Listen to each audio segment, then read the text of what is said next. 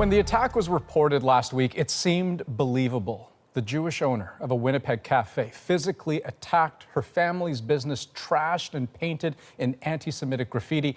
It shocked the community and led to an outpouring of support, exactly the way you'd expect. But then today, it all got turned upside down. Police say the cafe owners staged the whole thing and have charged them with a crime. As Cameron McIntosh tells us, even as the family sticks by its story, the community is in shock once again. Did you fake the vandalism We around this home? didn't. We didn't. Because we don't joke about swastika on our walls.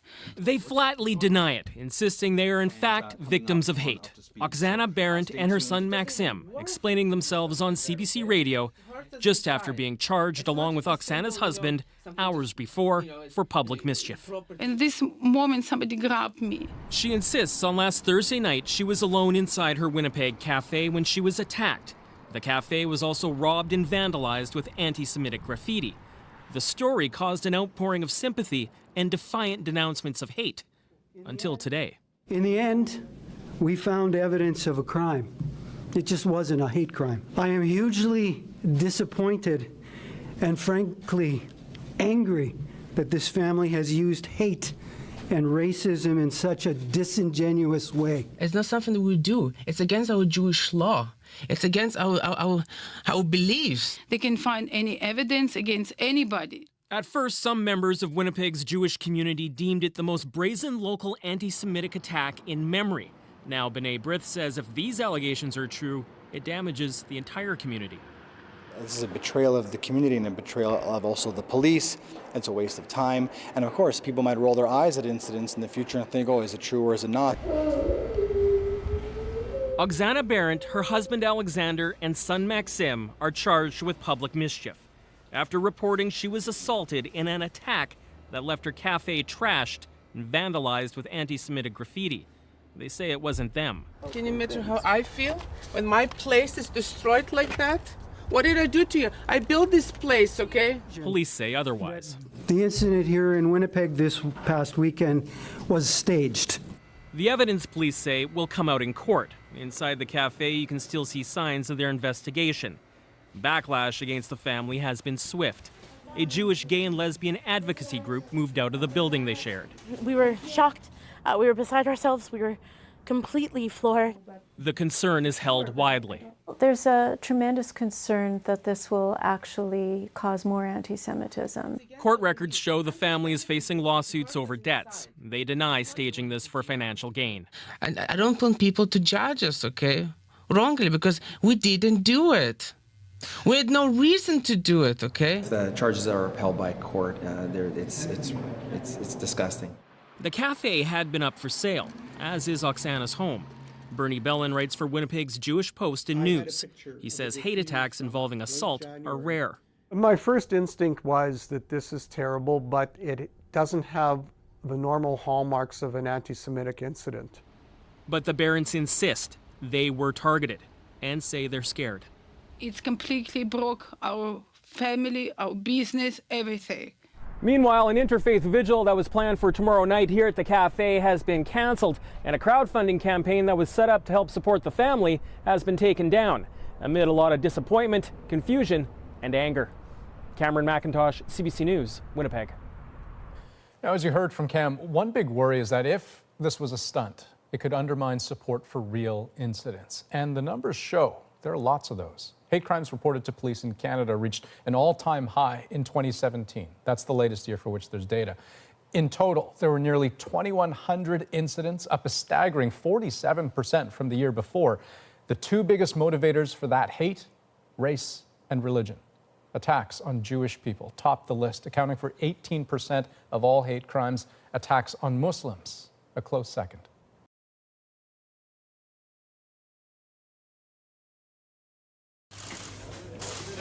Police in Israel say this 18-year-old American Israeli is behind a series of bomb threats that terrorize Jewish communities around the world. We managed to get to that suspect after having concrete intelligence from different security agencies around the world. He is the main suspect behind threatening different communities, both in New Zealand, Australia, across America. The bomb threats, often detailed and vitriolic, were made over the past few months against dozens of Jewish community centers, day schools, and synagogues. While most, over 150, were in the United States, some Canadian Jewish organizations also had to evacuate after bomb threats. Today, there were mixed feelings about the arrest. We're relieved that police have apprehended a suspect. At the same time, our community is shocked and outraged that the suspect is Jewish. The idea that someone from our own community would launch a campaign to terrorize our community institutions is appalling. Police seized computer equipment when they arrested the teenager. They say he used sophisticated technology to make the calls over the internet, masking his location. Authorities have not released the suspect's name, but media reports in Israel suggest he may have a brain tumor that affects his behavior. His lawyer hinted at that. This is a young person that, because of his very, very serious medical condition, didn't serve in the army, didn't go to high school, didn't go to elementary school. So that's why the medical condition can actually affect the investigation. Israeli police also suspect the teen was behind a 2015 bomb threat that forced a Delta Airlines flight to return to New York's JFK airport. The judge ordered that the teen should undergo a medical examination. Ron Charles, CBC News, Toronto.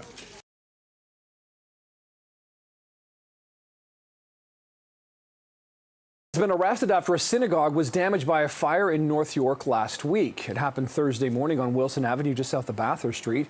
Police say 67-year-old Avram Bobrovsky is now facing arson in connection with the incident. According to the investigation, the man gained access by using his own card and then deliberately setting a fire inside the synagogue. Police say he's a member of that synagogue. The investigation is ongoing, and police are asking for anyone with information to come forward.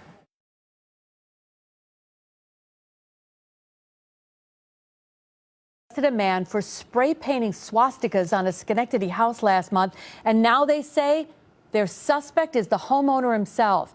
Authorities say Andrew King spray painted his own home. He's charged with falsely reporting an incident. Last month, King called CBS 6 saying he found swastikas on his home, and he said he thought he was targeted because he wears a yarmulke everywhere he goes. Police were not giving a motive for the crime. We're told King was also charged for harassment after a warrant was out for his arrest. Police say days after the swastikas were reported, he threatened to harm someone during an argument. He'll be arraigned tomorrow morning. New details tonight on a... Well, Taryn, as you can imagine, the Jewish community in West Bloomfield is understandably shaken up because all this. Police say Sean Sammet fabricated an attack on December 15th as he left a synagogue. Now police are crediting their investment in technology as one way that helped them crack the case. Attacks at places of worship are seemingly more common, the most recent at a Texas church earlier this week. Now people like Neil Crewman are always on alert going into temple. I'm at the point where when I go to services, sometimes I don't really feel comfortable, but I'm at a point where I want people to know that we still have to do what we have to do. That's why Crewman is upset after learning Sean Sammet, a former employee at Temple Kolami, is accused of making up a violent stabbing as he left work. They're not doing any justice to themselves. I think it's a crime, and that it's like somebody calling a school and saying there's a bomb there when there's not. West Bloomfield police say Sammet claimed a man shouted anti-Semitic comments, then stabbed him. Sammet told police he fought the attacker off and drove himself to Henry Ford, but police say his story didn't add up, and a thorough search of the parking lot found no evidence. That's when they analyzed Sammet's Apple Watch and looked at his heart rate when Sammet claimed the attack happened. Investigators say it was normal and should have been higher, but the watch showed before the attack Sammet's heart rate was elevated, leading police into the synagogue, where they say they found bloody tissues and a knife Sammet used to stab himself. We all have to think about the actions that we do, and so these little imprints, whether on his phone or his watch or a camera, it just really shows that every action we do is not going to go unnoticed. Sammet's now charged with filing a false police report. Exactly why he allegedly made up the attack is still unknown, but what leaders in the Jewish community do know. Society has to come together, and we have to just let people know that we don't tolerate this. We don't tolerate exploiting the police. We don't tolerate exploiting anti-Semitism, and we don't tolerate anti-Semitism and hate. Going back to the stab wounds that police say Samit committed on himself, they actually say they didn't need stitches. Taryn? Well, great work by police. It was very interesting about that Apple Watch as well. But they take these hate crimes, the allegations, very seriously. But the problem is it can also impact other future victims who were attacked and are seeking justice. You know, that's one thing that people we spoke to at the temple really brought up tonight. They hope that what happened here doesn't take away from everything that the real victims are going through. But meanwhile, West Bloomfield police say it was all hands on deck to find out exactly what happened and to get that investigation wrapped up as quickly as they did. All right. Thank you, Veronica, for that report.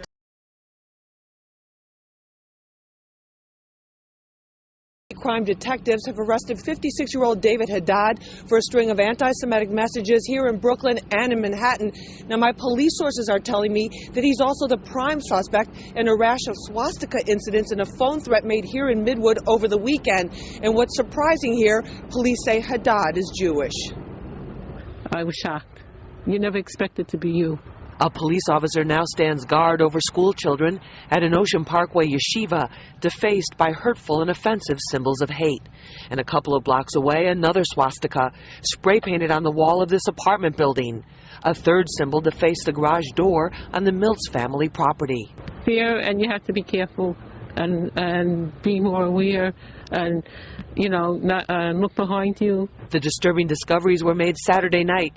Then Sunday evening, a couple in this neighborhood returned home to find a message on their voicemail threatening repeatedly to kill all Jews.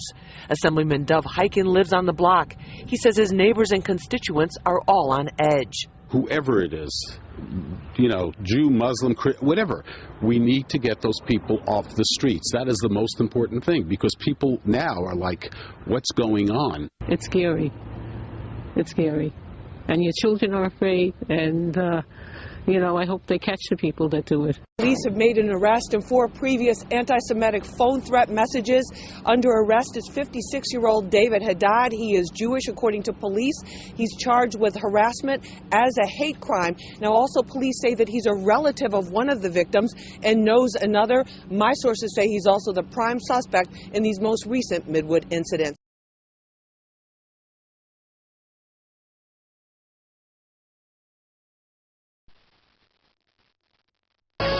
We begin tonight with a surprising development in the story of those swastikas painted on the door of a student at George Washington University. Good evening, I'm Doreen Gensler. And I'm Jim Vance. Turns out the student was painting the hateful symbols herself. Jackie Benson is at the university now with more on this. Jackie? Jim, these incidents, and there were several of them, caused a lot of concern here on the GW campus. Now, the FBI was called in to assist after swastikas kept appearing on a message board, similar to a dry erase board, on the door of a female student, she is Jewish, who lived in Mitchell Hall. Now the university confirms that a hidden camera placed in the hallway confirmed the student who was the apparent victim did it herself. News 4 spoke to that young woman who asked not to be identified shortly after the hate-filled symbols began appearing on her door. Here's what she had to say at that time. Oh. Who does such a thing? I wish I knew. I wish I had any clue who this was, but university police, my house proctor, administrators, nobody can think of a motive of somebody who hates me that much. Through the use of hidden cameras, interviews, and increased police patrols, we have concluded, and through a final interview today, investigators have concluded that the student who reported the incidents is responsible for the incidents. Now, the university has confirmed that the student, who is a freshman, has admitted responsibility for the swastikas in Mitchell Hall. She faces student judicial action, and she could face possible criminal charges. But I get the feeling here at this point that the university just wants to see her get some help. This has been a very troubling incident for everyone here. Jim, back to you. Jackie Benson.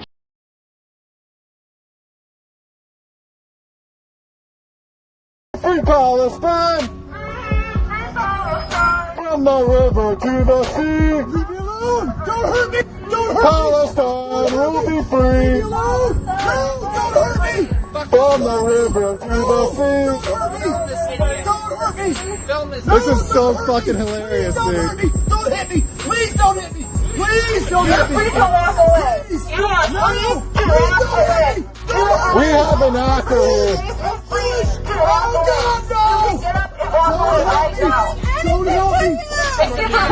Occupation is a crime. Israel out of Palestine. Free, free Palestine. Free, free, free Palestine. 15,000 children slaughtered.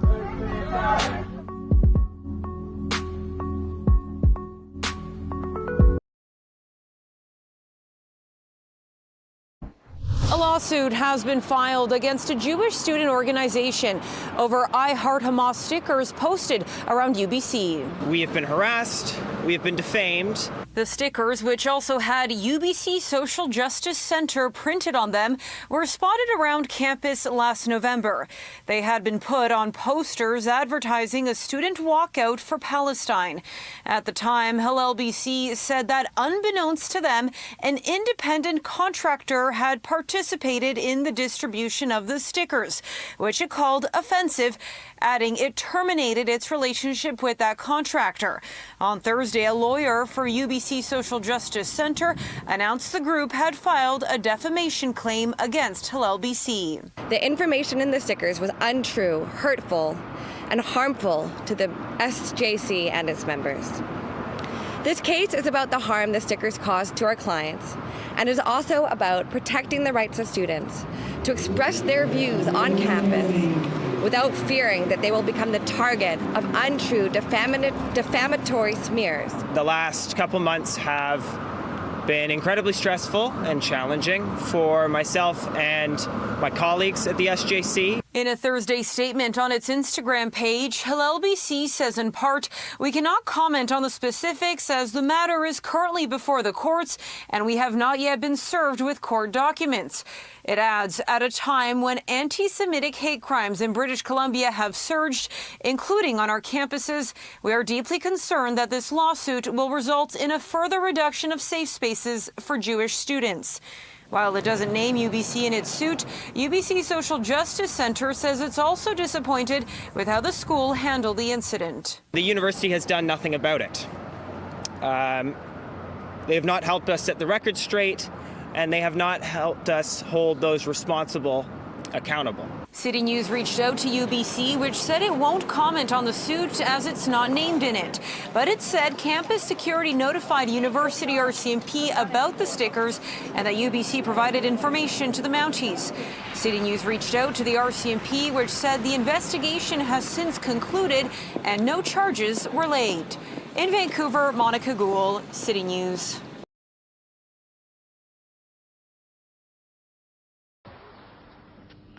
La jeune femme mythomane qui avait inventé de toutes pièces cette agression antisémite dans le RER a décidé de s'exprimer pour présenter ses excuses. Une semaine après ce délit imaginaire qui a suscité de très nombreuses réactions politiques et médiatiques, Marie-Léonie sort de son silence, peut-être pour obtenir la clémence du tribunal. Christophe Winman, Christian Gallet. C'est une jeune femme très fragile qui nous reçoit chez ses parents. Marie-Léonie, la victime imaginaire du RERD, voudrait se faire oublier. Et c'est à visage caché qu'elle récite ses regrets. Je suis profondément désolée de tout ce qui est arrivé par ma faute. Je présente mes excuses à Monsieur le Président de la République, à Madame Nicole Gage et aux personnes qui ont manifesté leur soutien sur mon mensonge. Je regrette cet acte et je demande pardon à tous ceux que j'ai trompés et blessés. Samedi dernier, Marie-Léonie décrit aux policiers une terrible agression antisémite dans le RER contre elle et son bébé. Immédiatement, c'est l'indignation générale. Hommes politiques, médias, associations condamnent un acte odieux qui n'était en fait qu'un gros mensonge. Pour dénonciation de délit imaginaire, la jeune femme risque 6 mois de prison et 7 500 € d'amende. Je pense qu'elle se rend compte que c'est grave ce qu'elle a fait. Elle a quand même mis la France en émoi. Le président de la République est intervenu, donc c'est important qu'elle présente ses excuses.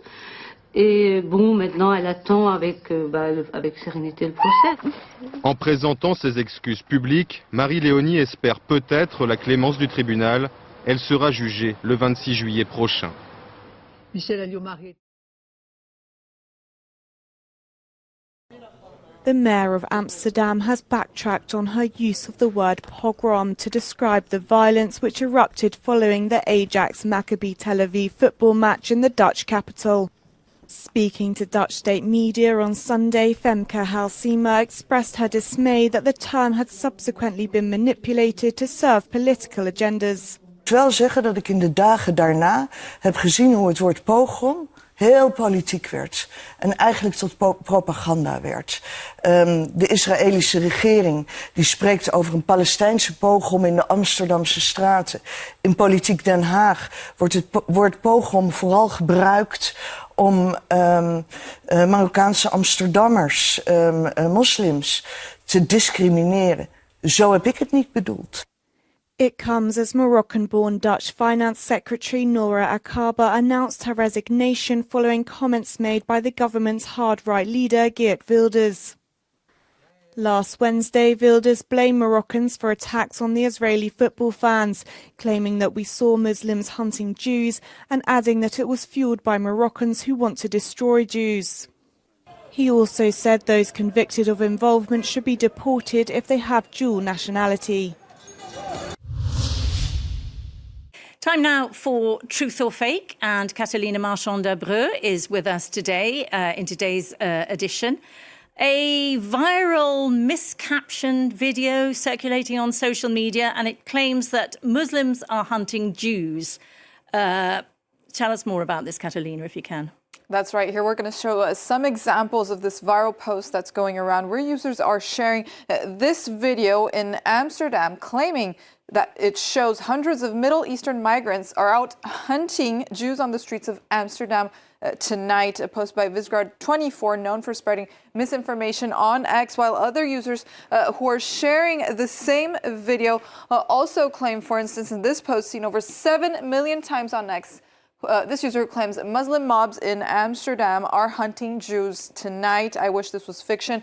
It's not a post from November 8th. And this viral post, as we said, seen 7 million times. So very viral. Let's take a look at this video where you see the streets of Amsterdam, mobs of men who are attacking other men. Indeed, these are riots between soccer fans following the soccer match between Ajax Amsterdam and Maccabi Tel Aviv. That users claim this video shows clashes between Muslims and Jew soccer fans following this Europa League soccer match that resulted in attacks categorized as anti-Semitic by authorities, local authorities in Amsterdam, Israel, across Europe, and the US internationally. So what do the images really show then? Well, Angela, according to our analysis, these claims are fake. We'll explain. In a reply to a tweet spreading these false claims, the actual photographer who recorded this video said, and I quote, that this video actually depicts a group of Maccabi Tel Aviv supporters starting a fight and beating one Dutch man. So this is according to the photographer who filmed this footage herself. And here's the original footage published by the photographer on X, called Annette on X. The Dutch photographer is actually called Annette de Graaf, where you could see she provided an extended version of this video showing what actually happened, clearly captioning the video, fight in front of Amsterdam Central Station.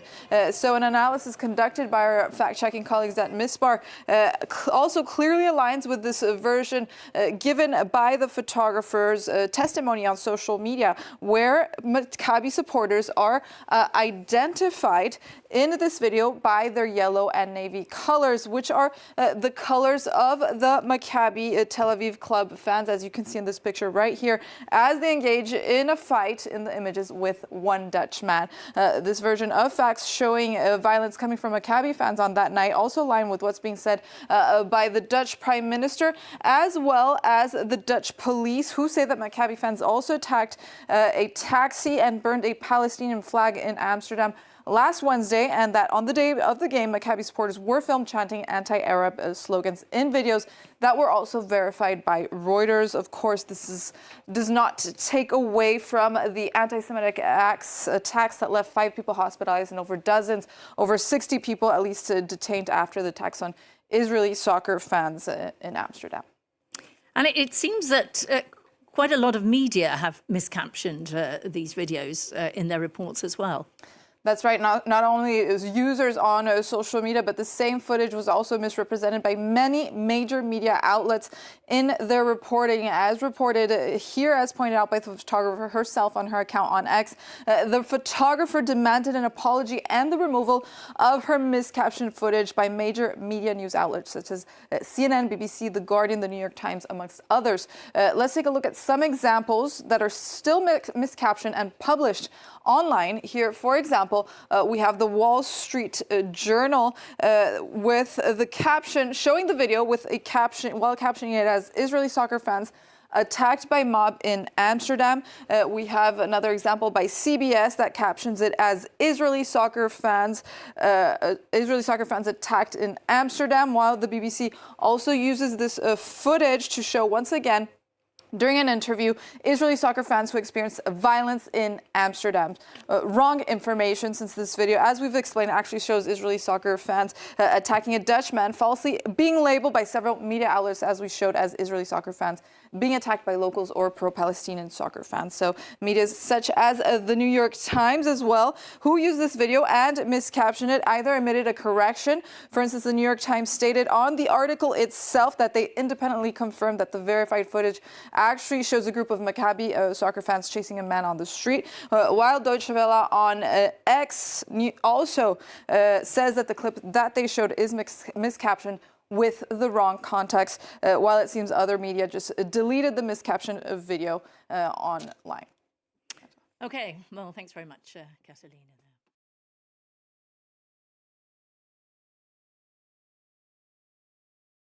Ma porte d'entrée avec croix gammée, étoile juive, de David. 2 mois que cela dure et il y en a partout. Sa boîte aux lettres, sa porte d'entrée, les escaliers, l'ascenseur. C'est pas quelqu'un qui s'amuse en fait. Parce que c'est trop grave, c'est trop gros, c'est trop. À peine effacés, de nouveaux tags apparaissent, de plus en plus ciblés, jusqu'aux menaces de mort. Pour moi, le déclencheur où j'en peux plus, c'est là, voilà, avec dans l'ascenseur, avec marqué 10e gauche. Et sur la droite, salle juif morte. C'est forcément quelqu'un de l'immeuble, est-ce que mes voisins proches à qui je parle ici, ils se disent c'est pas possible autrement, soit c'est quelqu'un du lotissement d'ici, ça devient du harcèlement, c'est même plus, c'est répétitif, c'était la 3e fois, ensuite il y a eu une 4e, il y a eu des lettres anonymes, ensuite on a eu les escaliers tagués, le côté de la porte, et après, là, il y a donc à peu près 15 jours maintenant, et sont arrivés les mots, parce qu'au départ c'était que des dessins. Et là, ça a commencé à monter en fait en grade. 6 plaintes ont été déposées au commissariat du 11e arrondissement. Une enquête est en cours. En attendant, cette mère de famille ne vit plus. Il y a 6 plaintes avec des compléments de plainte. Donc il faut savoir que j'y vais pratiquement en ce moment tous les 3 jours. Je suis à la police pour porter un complément de plainte. Moi, je dors plus, je vis plus. J'ai l'impression que je suis abandonnée là. Je me sens menacée, je me sens en colère aussi parce que je comprends pas qu'on puisse s'attaquer comme ça et que rien ne bouge. Bien sûr, on me dit il faut partir, il faut quitter, il faut aller dans un autre logement. Oui, d'accord. Mais pendant ce temps-là, la personne ou les personnes qui font ça, qu'est-ce qu'elles font elles? Elles sont chez elles, elles sont tranquilles. Mais moi, ma vie, par contre, elle est mise en guillemets depuis 2 mois. Hors de question pour elle de partir de chez elle, de cet appartement où elle a grandi avec ses parents. Mais Nancy est d'autant plus inquiète car elle habite dans le même immeuble que Mireille Knoll, cette femme juive de 85 ans assassinée chez elle en 2018.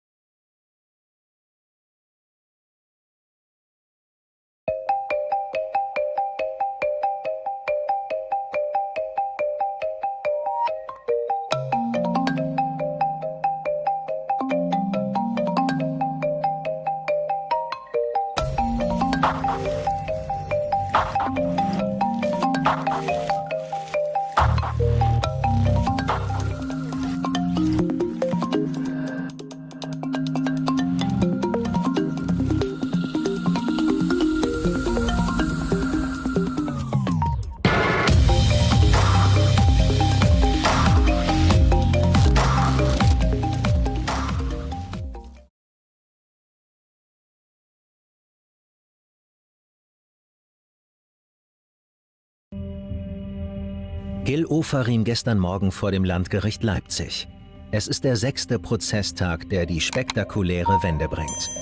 Ofarim gesteht, gelogen zu haben. Seinen Antisemitismusvorwurf gegen einen Hotelmitarbeiter hatte er sich offenbar ausgedacht. Ein Paukenschlag. Damit ist klar, Gil Ofarim hat alle belogen. Die Öffentlichkeit, die Medien und auch Stern TV, wo er in früheren Interviews seine Lügen mehrfach wiederholte. Ich war alleine. Ich hatte leider keinen, der mir da irgendwie helfen konnte. Keiner hat den Mund aufgemacht. Und möchtest du an dieser Darstellung aus deinem Instagram-Video irgendwas relativieren? Nein, auf keinen Fall. Warum? Am 5. Oktober 2021 hatte Gil Ofarim auf Instagram dieses Video veröffentlicht, das er am Vorabend aufgenommen hatte. Ich weiß, ich bin da sprachlos. Ich weiß nicht, wie ich es sagen soll. Der jüdische Sänger berichtet, beim Einchecken in dieses Leipziger Hotel antisemitisch beleidigt worden zu sein. In dem Video trägt er einen Davidstern. Ich stehe hier mit meiner Kette, steht mir zu, mache ich schon mein Leben lang. Und eine Person nach der anderen wird vorgezogen. Und ich verstehe nicht, warum. Irgendwie, ohne Scheiß, 15 Minuten später komme ich dran und frage, entschuldigen Sie bitte, was ist los? Das ist nicht in Ordnung, warum werden alle vorgezogen? Dann sagt dieser Herr W., um die Schlange zu entzerren. Ich stehe auch in der Schlange. Und dann ruft irgendeiner aus der Ecke, packt einen Stern ein. Und dann sagt der Herr W., packen Sie Ihren Stern ein. Und dann sagt er, wenn ich den jetzt einpacke, darf ich einchecken.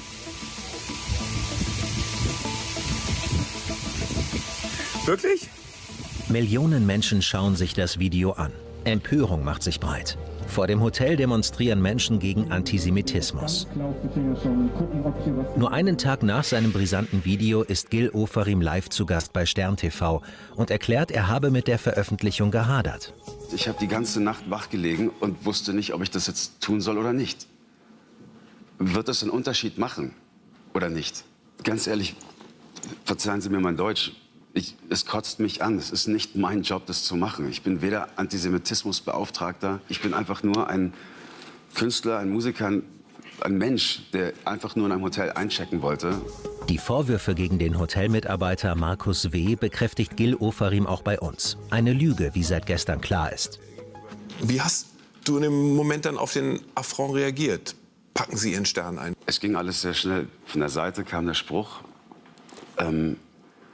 Ich drehte mich noch um, konnte die Person nicht ausfindig machen. Und dann sagte mir der Angestellte vom Hotel den gleichen Satz wieder. Ich habe dann das Hotel verlassen. Ich musste da einfach raus. Heute lesen wir, der betreffende Hotelmitarbeiter hat jetzt seinerseits dich, Gil, angezeigt wegen Verleumdung. Was heißt ja nichts anderes als Ofarim lügt über die Geschehnisse. Was löst es in dir aus? Ich bin... Was soll ich dazu sagen? Natürlich, er muss es ja machen. Also, er muss nicht. Ja, er muss nicht, aber ganz ehrlich, ich glaube nicht, dass er den Mut hat zu sagen, ich stehe zu meiner Aussage, ich habe das gesagt, das passiert nicht. Tatsächlich wachsen in den Tagen danach die Zweifel an Ofarims Aussagen. Grund ist ein Überwachungsvideo, das ihn am betreffenden Abend bei der Ankunft vor dem Leipziger Hotel zeigt. Daran ist nicht zu erkennen, dass er seine Kette mit dem Davidstern trägt. Das Video macht bundesweit Schlagzeilen. Ofarim aber bleibt bei seiner Version. Ich habe die Wahrheit gesagt. Über das Hotel, im Hotel, vor dem Hotel, in dem Video, in der Vernehmung. Als Ofarim die Lobby betritt, warten mehrere Gäste an der Rezeption. Später spricht er mit dem Hotelangestellten Markus W. Dann verlässt er das Hotel und nimmt das Video mit den schweren Vorwürfen auf. Erst darin zu sehen, die Kette mit dem Davidstern. Bei Stern TV bitten wir Ofarim erneut, Stellung zu nehmen. Warum soll jemand sagen, pack den Stern ein, in einem Moment, in dem der Stern ja eingepackt war, ganz offensichtlich unterm T-Shirt war, unter der Jacke, jedenfalls nicht sichtbar war? Das ist für viele Leute eine Diskrepanz. Kann ich absolut verstehen, aber ich kann es nicht anders sagen. Ich hatte meinen Stern an. Möchtest du an dieser Darstellung aus deinem Instagram-Video irgendwas relativieren, ergänzen, zurücknehmen, in ein anderes Licht rücken? Nein, auf keinen Fall. Warum? Also wieso sollte ich jetzt was anderes sagen, als so wie ich es zuvor gesagt habe und die letzten 2 Wochen auch? Inzwischen ist klar, Ofarim ist an diesem Tag nicht antisemitisch beleidigt worden. Er soll sich beschwert haben, weil andere Gäste ihm vorgezogen wurden. Bei Hotelmitarbeiter Markus W. drohte er, das Hotel öffentlich schlecht zu machen. Dann nahm er das Video mit den schlimmen Vorwürfen auf. Der Hotelmitarbeiter aber zeigt den Prominenten wegen Falschbehauptung und Verleumdung an. Das vermeintliche Opfer wird zum Angeklagten.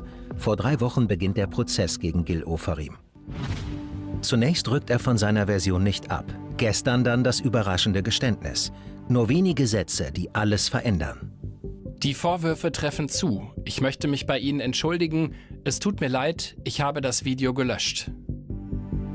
Ofarim muss dem Hotelmitarbeiter ein Schmerzensgeld und zusätzlich 10.000 € an 2 Einrichtungen zahlen. Das Verfahren wird dann endgültig eingestellt. Für ein weiteres Interview mit Stern TV war der Sänger seit seinem Geständnis nicht zu erreichen. Sein Anwalt teilt uns schriftlich mit, Zitat: Ich glaube offen gestanden auch nicht, dass Herr Ofarim in nächster Zeit Interviews geben wird.